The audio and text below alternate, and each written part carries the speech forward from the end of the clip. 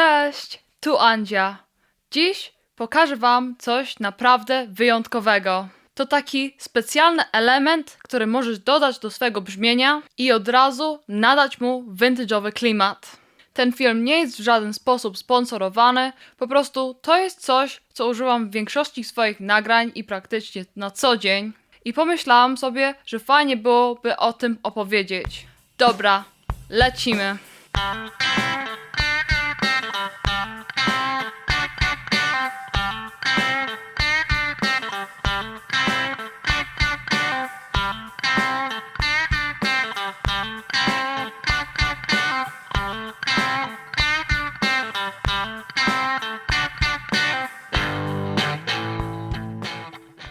Dziś robimy recenzję wspaniałej kostki Catalan Bred SFT. To jest jeden z tych kostek, które od pierwszego dźwięku daje poczucie, że ktoś naprawdę rozumiał, po co go projektuje. To nie jest kolejny overdrive do wszystkiego.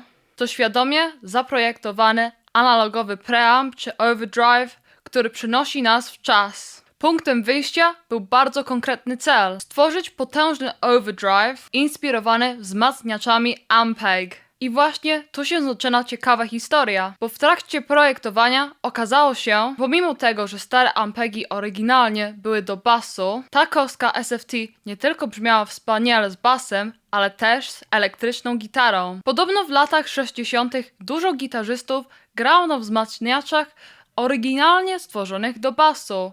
Dlaczego? Dlatego, że dodawały ogromny dół, headroom i gęsty, naturalny przester, który nie zabierał fundamentu brzmienia. Catalan Bred dokładnie do tego się odwołuje.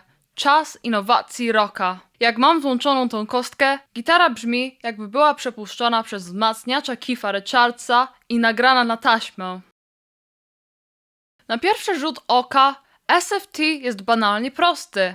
Mamy gain, volume, treble i bass. I to wszystko, ale pod maską dzieje się dużo więcej. Każda gałka ma realny wpływ na charakter przesteru. A tak naprawdę, jak gain jest niski, to nawet nie jest przesterem. Może działać jako tak zwany sweetener. I to oznacza, że zamiast mieć jakieś banalne, proste brzmienie, które czasami wychodzi wzmacniacza, to dodaje to ekstra coś, jakby trochę EQ, ale coś więcej analogowego. Tak naprawdę SFT może spełniać różne funkcje. Może być delikatnym, ciepłym dopaleniem cleanu, klasycznym vintage overdrive'em albo pełnopasmową, gęstą ścianą fuzzu, która bez problemu wypełnia cały mix.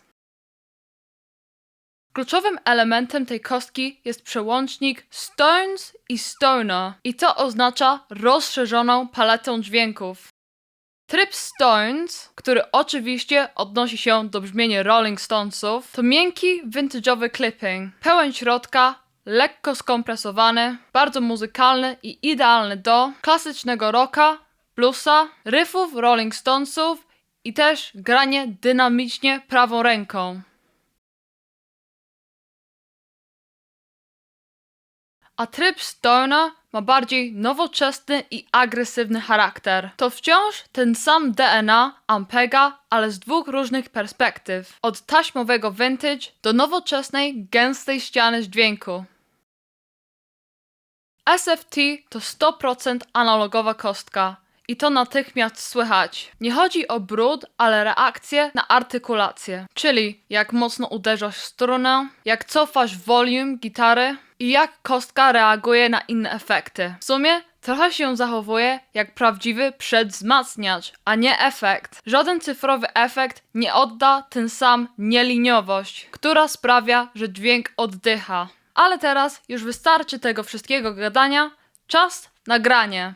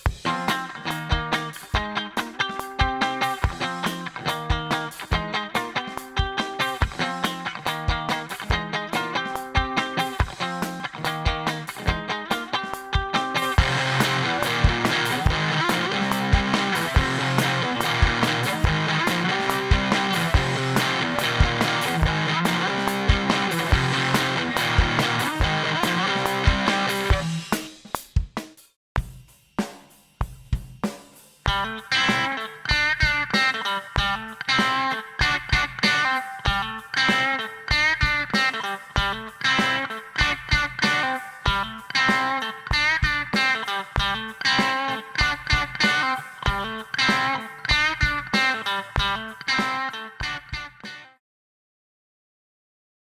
podsumowaniu, Castle and Bread SFT to prawdziwe, vintage'owe brzmienie w kostce. Wygląd ma klasyczny, bez udziwień, cena jest bardzo uczciwa w stosunku do jakości, a brzmienie jest absolutnie wyjątkowe. Tak jak wspomniałam wcześniej, to jest dosłownie jak możliwość przepuszczania gitary przez ampa Keitha Richardsa. A więc jeśli kochasz vintage'owe brzmienie, analogowy charakter i kostki z duszą, to SFT to jest idealny wybór.